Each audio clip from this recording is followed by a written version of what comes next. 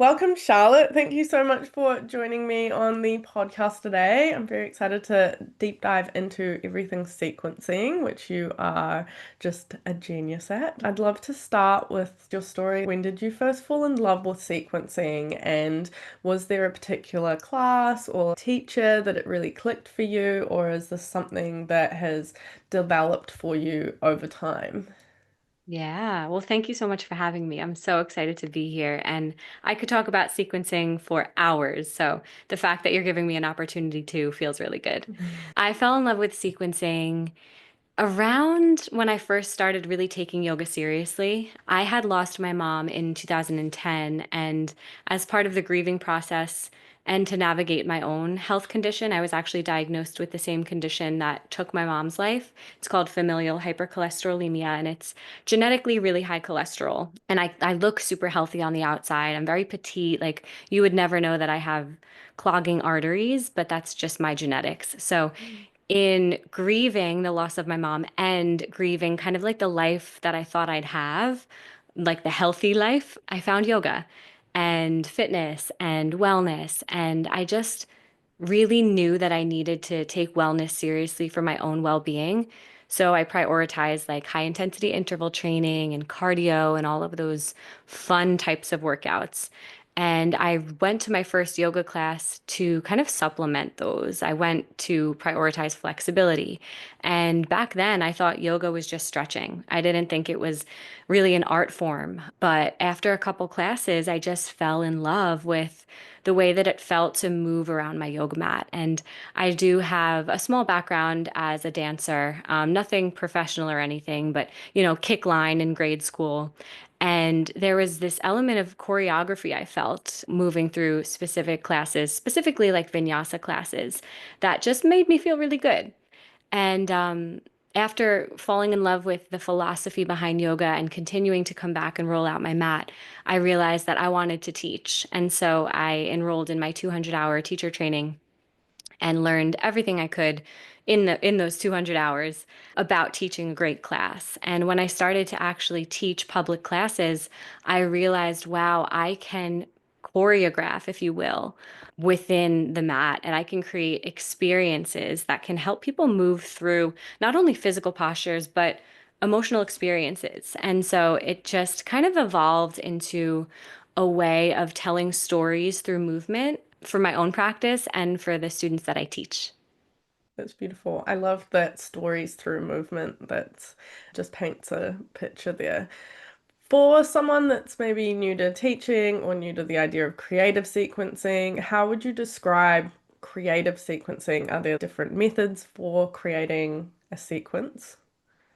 Yeah, I think that creative sequencing, the phrase itself is such a buzz phrase because nowadays, if you look on Instagram or social media, everybody is like creative sequencing, and it almost kind of loses its magic because it's so watered down.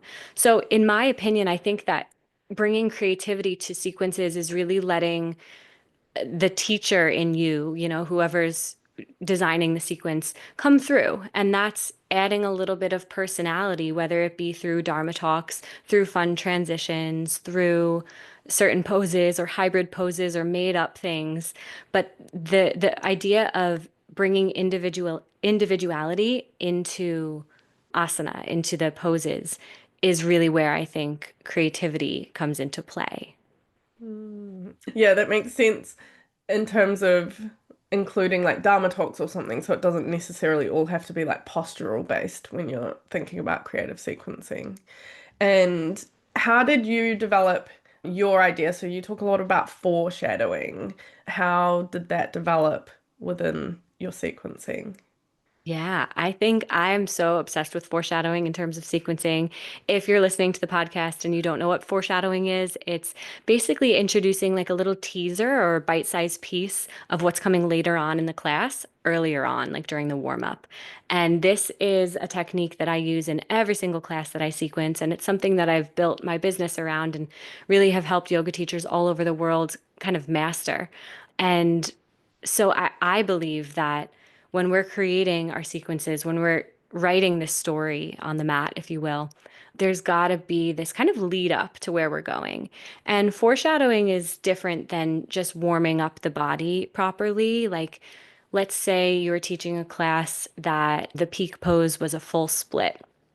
Foreshadowing would be a half split, right? That's half of what we're working towards.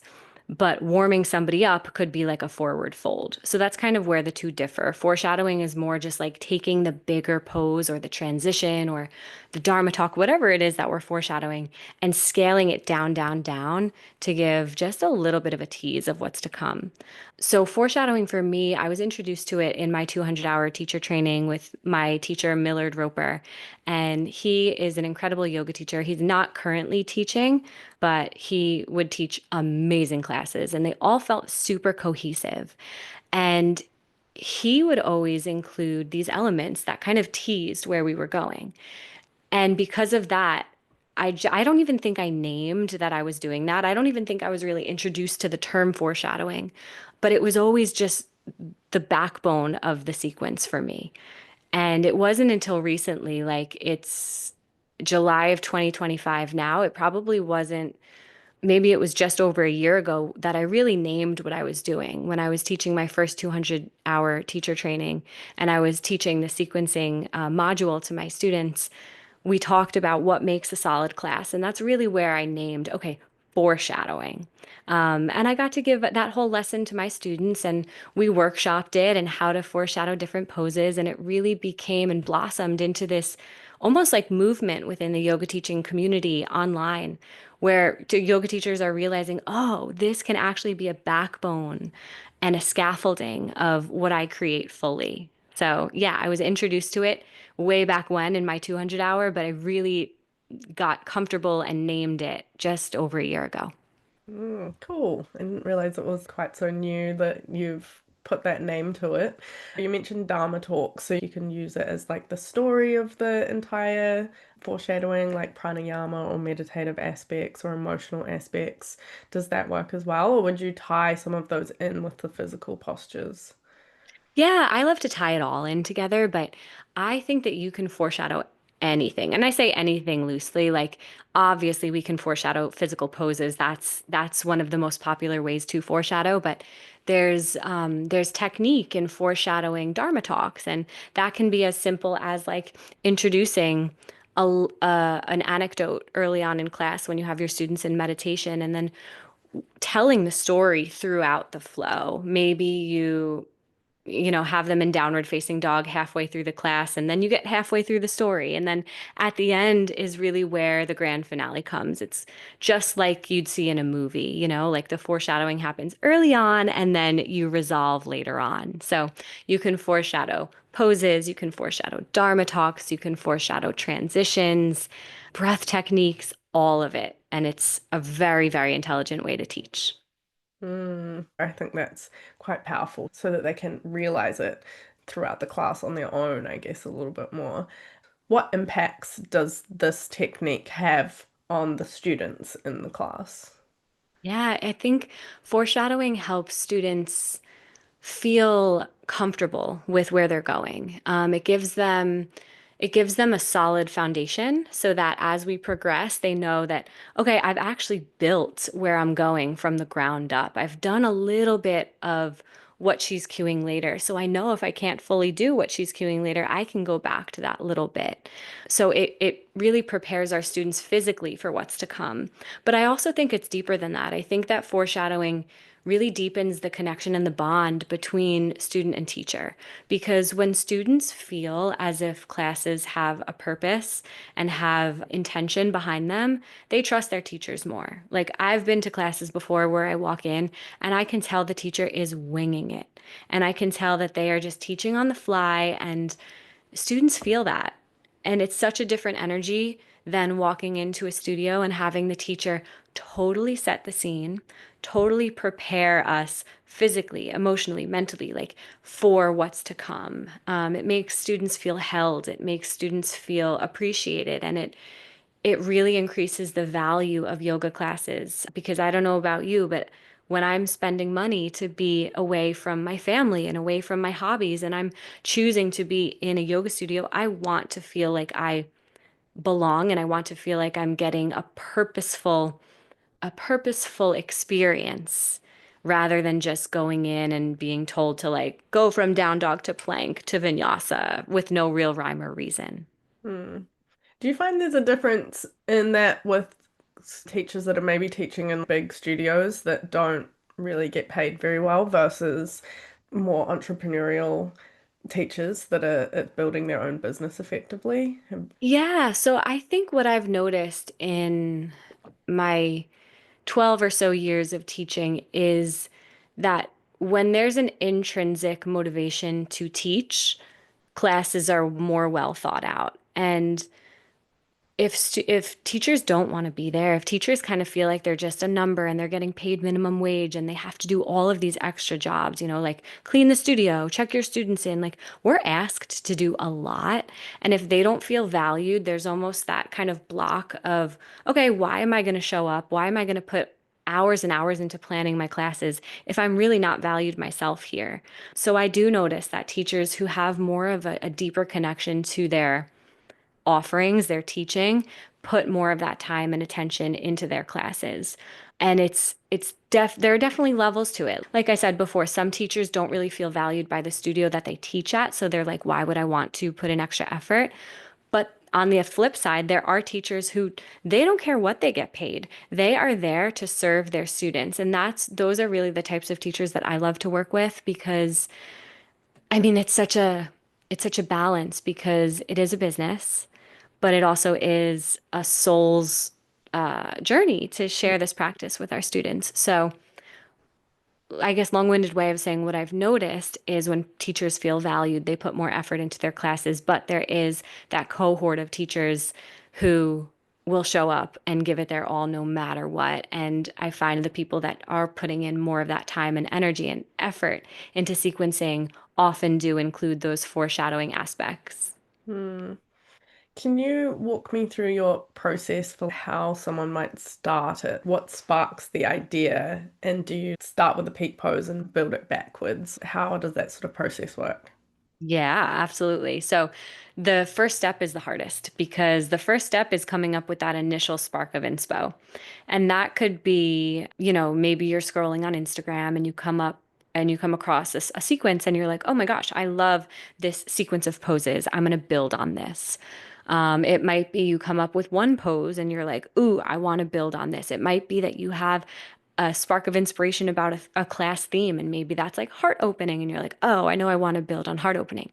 So it's so hard to give you the first step because the first step is so variable. It's really the first step is inspiration, and that's just coming to your mat, rolling it out, and deciding how you want to start. So let's say, all right, I know I'm going to start with I know I'm feeling inspired to teach a class about half moon. That's my favorite pose ever. Then what I would do is I roll out my mat and I warm myself up, not necessarily foreshadow half moon. I just kind of warm my body up for half moon. And then I do half moon. And I stay there and I breathe for a little bit and I explore the pose and I think about, okay, what are the elements of this shape? Where do I need to be open? What hip is externally rotated? What hip is neutral? Where am I bracing? Where do I need strength? Where do I need length? So I come up with, okay, all of these different elements that make up half moon. And then I choose one of them. So let's say the element that I chose, half moon, is tricky because the externally rotated hip is actually the one on the bottom. So if my left leg is lifted, my grounded right leg is the one that's externally rotated. So let's say, you know what, I'm going to focus in on the element of external rotation in my hips.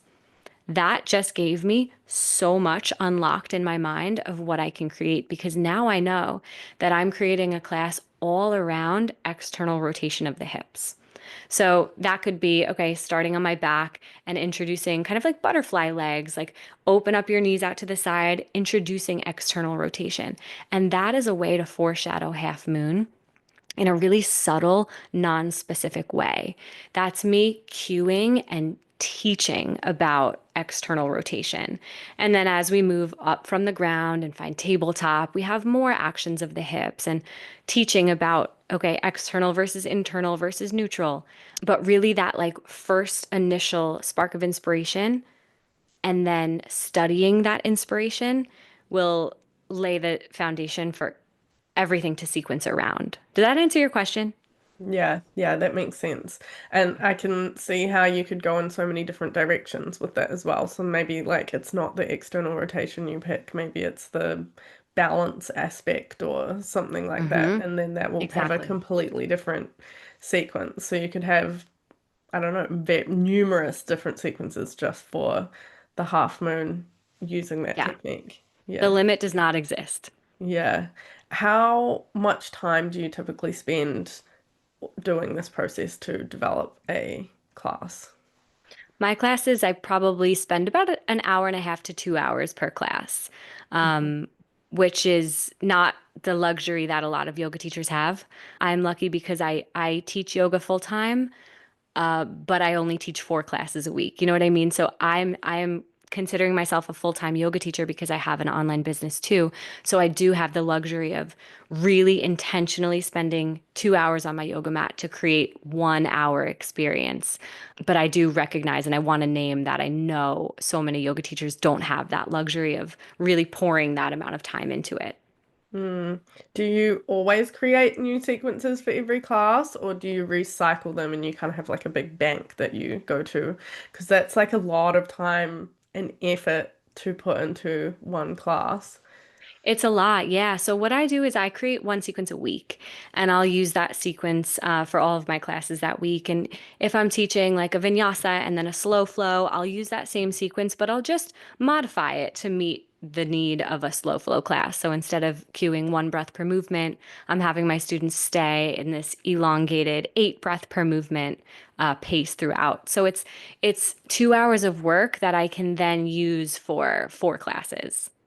Mm, that makes sense. I guess it depends for the teacher how many classes they're teaching a week to get it. But I Yeah. can imagine you could like spend time and create 6 of these and just recycle those, and most people are probably not going to notice by the time you get to the sixth or the eighth that it's the same one that Oh, they yeah. did 6 weeks ago as well.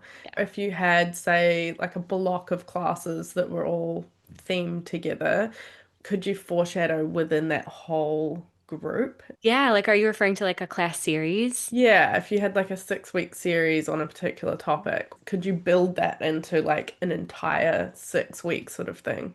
Oh, for sure. I think you could foreshadow in like a 10-minute block, you could foreshadow in a 10-hour block. It's kind of like a movie and a TV show. It's like some movies are 4 hours long and there's that foreshadowing, ooh, all throughout. And it's the same thing with a series. Like I taught recently a heart-opening series where at the end of the series, we did the peak pose of fish. And like the first of the 4 weeks or 6 weeks, I forget how many weeks it was, but regardless, it was a series. The first class, we just did a tiny little supported fish, and that's it.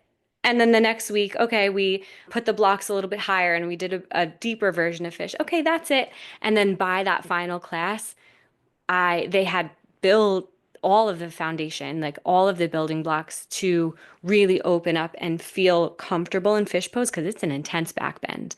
But I was able to foreshadow that throughout the span of whatever it was, 4 or 6 weeks to get that full expression of fish. And the cool thing is, our students were super warmed up for it in terms of like week by week, that they knew they could stop at any point. They knew they could hang out in week one's version. They knew they could chill in week three's version, or they could explore and try and push themselves to that final version that they've been prepping for and foreshadowed. Mm. I can see how that would help like the mental side for the student as well, because some of the like more, I'll say advanced for lack of a better word, postures or deeper postures, you can do them, or your students can do them depending on how much work you've done with them, but it's just like the idea of them is intimidating. Yeah. So even just building it up and then that just like chips away at that so that when you offer the bigger version at the end, then they might actually be like, oh, I'll give it a go. I'm thinking of ways I can do this in my yin classes now because there's a few like quite intense yin poses that I know Yeah. if I occasionally offer, like I'll obviously offer different variations of it, but very few people will go for the full one, and I'm like, it's not too intense. Like, you think Mm. you can like try it, but Yeah. obviously then they can do their own practice. But maybe if we build up to a few over a few weeks, then people might be more Yeah. inclined to try it.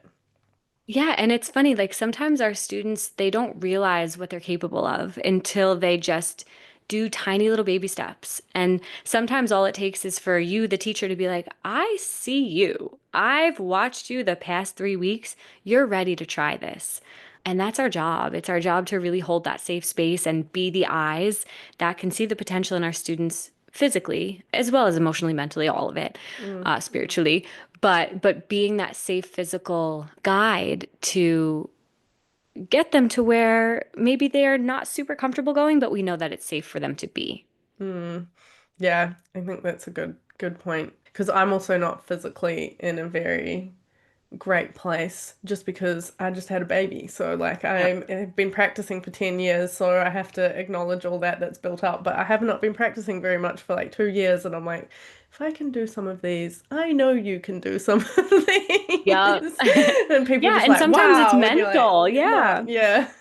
totally. Where do you think teachers tend to get stuck when they start to develop their own sequences? I think that usually the starting point is where a lot of people get stuck, that initial spark of inspiration. And I also think that we get comfortable and maybe we have this like safe type of sequence or safe type of class, and we do it over and over and over. And I'm not necessarily talking about the same exact combination of poses within classes, but the same way of sequencing, like start in a seat, come to a table, cat and cow, downward dog, sun salutations. I think that it's super easy to get stuck in routine, which is why I really value and I really, every yoga teacher that I work with and that I chat with, I always make sure that they are prioritizing their practice because when we're taking class with other teachers, our eyes are opened to like different ways of sequencing. And it helps us get out of that routine, get out of that kind of hamster wheel of like, this is how I do it, this is how I do it. Because that's where the creativity is when we kind of sit with, okay, what am I working with today and how can I bring that to the yoga mat? So yeah, it's that initial spark of inspiration to like get started, which sometimes it's just not there and we feel like we're in a creative rut and we're just like, okay, I'm just not sequencing. I'm just going to do what I did last week. It's so easy to give up. But on the other end of that, like staying through that or having a resource to give you that initial spark of inspiration, there is so much, like such a vast amount of where we can go and what we can do. It's just about breaking through that little barrier of stagnation and comfort. Hmm. Yeah, I have a couple books by, she's a New Zealand yoga teacher, Gabrielle, but she specializes in yin. And she's got a lot of sequences in there, but it's usually the ideas for the theme of the class. And then I'll go through and I might pick a few postures, but I always change her sequences. But I find it is helpful just having those. So when I'm like, what do I do tonight? Then I can go through and there's so much like I've just gone through the yamas and niyamas. There's 8 weeks there, and then Mm. within that, you could even probably expand like yamas out to like a whole 6 weeks if Oh you yeah, wanted a whole to month, easily. Yeah. a whole year. Yeah. Yep. Yeah, so just remembering there's so much in yoga to draw inspiration from, which is the beautiful part of it. From a physical asana perspective, any like types of movement or like postural types that tend to get missed that are really needed to sort of complete a balanced class? Yeah, I mean, I think that poses and counter poses are very important. A lot of teachers will teach, let's say like a back bending class, a heart opening class, and they spend so much time opening the heart that they're not balancing it out with rounding and opening through the back of the body. So there's that like aspect of pose and counter pose. When I was teaching my 200-hour yoga teacher trainees, I assigned them to sequence a class around hamstring opening. And I think we did like two of the hamstring opening classes in one day. So maybe it was like an hour and a half worth of hamstring opening sequencing.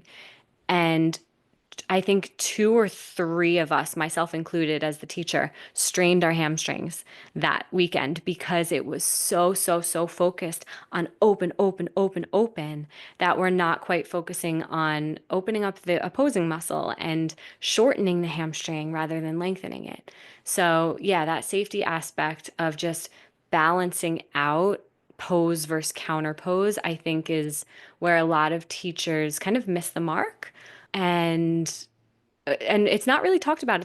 It's not a widely educated about topic in terms of like anatomy. So I think that's important for teachers to understand is like how am I actually benefiting my students and creating a well-rounded experience by opening and closing.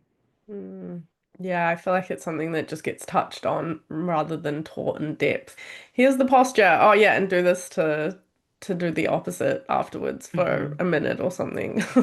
Yeah, exactly. Yeah. In terms of your students that are learning the foreshadowing, what transformations have you seen in them and their teaching once they've mastered and adopted this foreshadowing creative style? I have like a folder on my phone, my favorites folder of like all of the messages that I get about like what you just asked me. And the number one thing I hear is just like when I learned how to foreshadow, my teaching transformed. And it's so like surface level because you just say, okay, how did it transform? But it transforms. It gets sequencing gets easier. It makes more sense. It gets more fun. It gets more cohesive. It builds the trust between students and teachers. So I've seen such a beautiful emergence of confident yoga teachers once they start sequencing. I mean, once they start foreshadowing.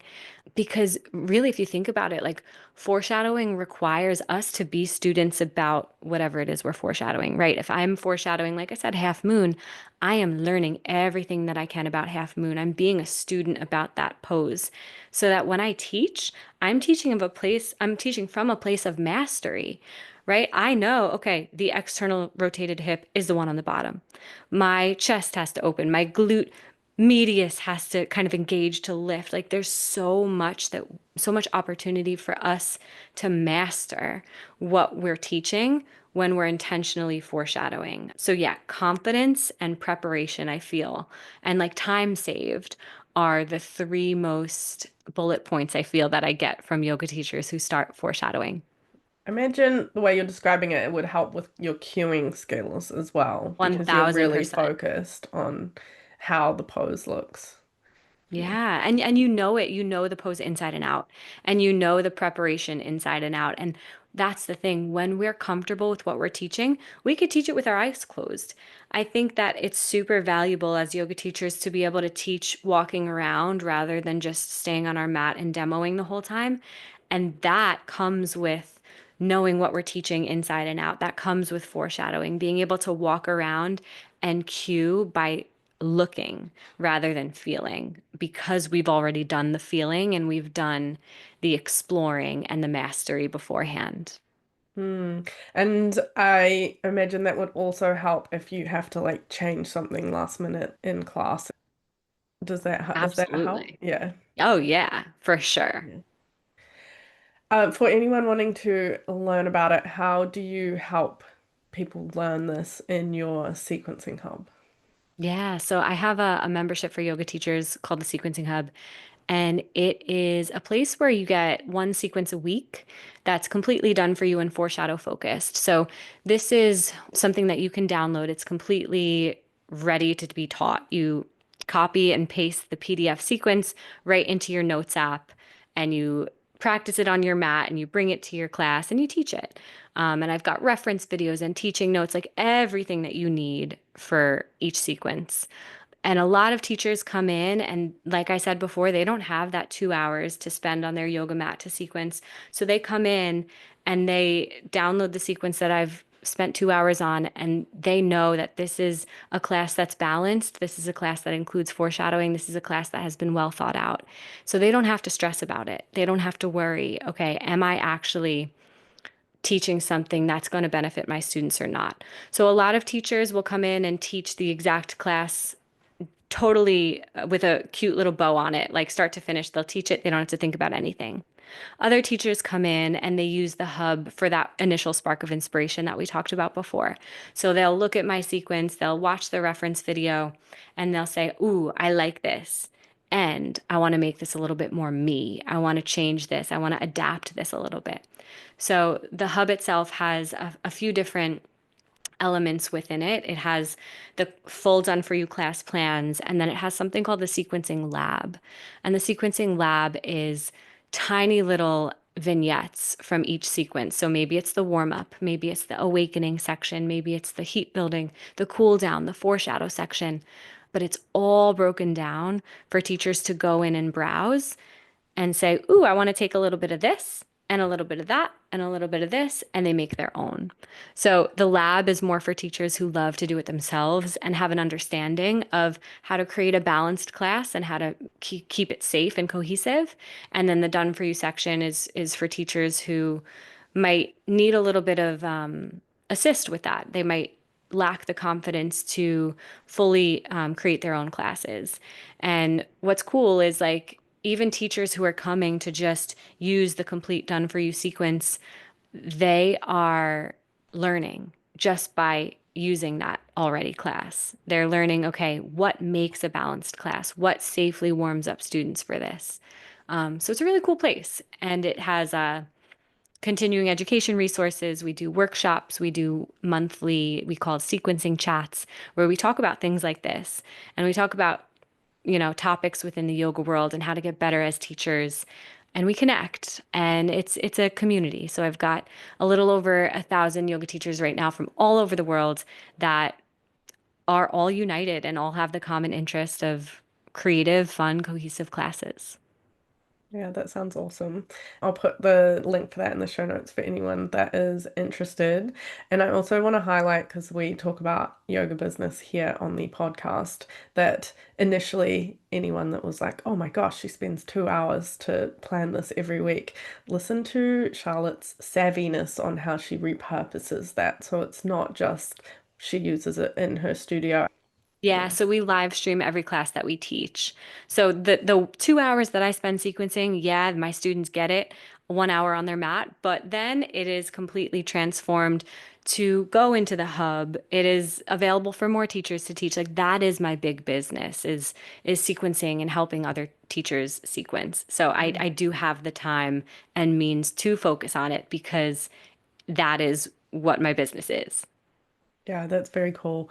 Because you started off in person, just your Hmm. studio, correct? Yeah. And what's something that surprised you about translating that online, or did you find that quite seamless? Yeah, I mean, I morphed to online with COVID. I had opened my studio 4 months before COVID hit, and I was paying rent in New York City, commercial rent, which is not cheap. So I knew I had to do something quick. So March 15th, we closed the studio. March 16th, I put everything online. It was like instant, instant, instant. And what surprised me the most was how adaptive people can be with virtual yoga. Like you think about, okay, yoga and it's this Zen environment where everything is curated for you. It smells good, it's quiet. But the real practice is not that. The real practice is taking all of the philosophy and implementing it into a non-perfect environment. So to watch my students on the screen, I mean, I still have a physical in-person studio. I have reopened 2 years later. But to watch my students on the screen, whether it's like in real time or kind of videos of them taking a pre-recorded class, the mindfulness and the dedication that they still have to their practice, despite them being at home, has surprised me the most. Mm, that's a good way to think about it. And it is yoga. Yoga is life. It's not this perfect curated setting that we go to. Yeah. And one of the key values in your business you've talked about is getting to know your students really personally. How do you translate that online? Like, how do you Yeah. just generally keep that engagement and that personalization in the online space? Because that can be a bit tricky getting people to interact online. Oh, 1000%. Yeah. Yeah. When people join my membership, I have them introduce themselves. So we have this little introduction tab within the Sequencing Hub where you write where you are, what you teach, when you got certified, why you joined in the first place. And it's a cool place for people to be like, "Oh, I also live in the UK. I also live in Michigan." Like there's a lot of connection that happens just by knowing where people physically are, even though we're not physically together. But I also find like when I'm teaching in real time and I have people on Zoom, I know their name. I call their name out. Like I compliment them by name. Like, Jenna, that downward dog looks awesome. Lengthen your spine a little bit. Like all people really need, all our students really need from us is to be seen and to be valued. And that comes with personalization. And I also find that Instagram is such an awesome community building space. Like I try to follow all of my students. You know, if you've DM'd me, you've taken my class, you've been part of the hub, like I am following you, I am cheering you on, I am looking at what's going on in your life and being part of it because that's really where true connection happens. It's not just like the 1 hour spent doing the class. It's the 23 hours beyond that. Mm. Do you have any systems in place for that in terms of knowing who's who to be able to track them on Instagram? No, I mean, when people join the hub, I say write your Instagram handle and I will follow them. But it really just takes time for me to be on the app and see who's popping up and associate face with name, name with student, student with hub member or not hub member. Like it's a lot of mental. I wish I had a system, but I don't. Mm. You can add people to your closed friends list as well. I wonder if that's something Ooh. you could do. And then I don't know how that works in terms of your feed. I haven't done it, but I have a friend that uses that feature. And then in your stories, though, when it goes green around the Hmm. ring, and then only your closed friends list can see those stories. And then I That's wonder if brilliant. then you can go and check, go back and see those people easier. Because I always find it tricky on Instagram is like people have random like names and then I'm like, I don't know who's who. Like I can't go and find find you again. Yeah. Wonder if you could No, use that for that. that's a great idea. Thank you for that. You're welcome. I should use that myself. Just come up with that. That's brilliant. Yeah, cool. Well, before we wrap up, I do have a few rapid fire questions for you. So, what is one marketing strategy that you have found that worked much better than you expected it to? Have you heard of ManyChat? Yes, I used that for the ManyChat, summit. oh my gosh, it is like a game changer. I've always seen it as like a just a social media user and somebody's like comment, flow, and receive this. The second I started using it, and I pay for like the $25 a month version now because it gives me so many leads. And it's so easy. You just say write whatever it is down below. So that surprised me. Originally, I didn't think it would lead to a lot, but this when I started using it in my business, my numbers boomed like a very obvious increase. Cool, good tip. There is like a free tier that gives you a limited to try it as well. Yeah. I'll pop that in the show notes as well. And are you utilizing any AI in your business 2025? If yes, Uh, what? If no, why not? I love AI and I hate AI because it you know what I'm noticing? Everybody sounds the same. Everybody sounds like ChatGPT. I'm reading somebody's caption and I'm like, you didn't write this. I'm reading somebody's email. I'm like, you didn't write this. It is just so obvious to me. So it makes me cringe when I see everybody having the same brand voice, but I'm not against the tool itself. So I'll use like ChatGPT if I have, let's say, like I'm thinking about a class that I'm going to teach and I've been through, let's see, what's a recent example? A recent example, I would say, there was this situation that happened. My husband and I were in an Uber, and long story short, the Uber driver said, "If it gets too cold in here, tell me it's too cold." and it was too cold in there, and I didn't tell him it was too cold. And eventually I made my husband, after like an hour, I made my husband tell him it was too cold. And the driver said, "Oh my gosh, thank goodness I've been cold for like an hour." So it was this like silly little like situation that happened that I was like, I know I can turn this into a Dharma talk. So I wrote that situation into ChatGPT and I said, here's the situation. I want to make this into a theme for my class. What yoga sutra would you connect with a situation like this? So it's really great at just like connecting the philosophy with like the real life examples, and then giving like little class theme ideas. But I never ever have it write my talks for me because you can tell. So it can give me like a little prompt and then I can say, cool, now I have something to run with, and then I run with it. So yeah, I love it and I hate it. Answer.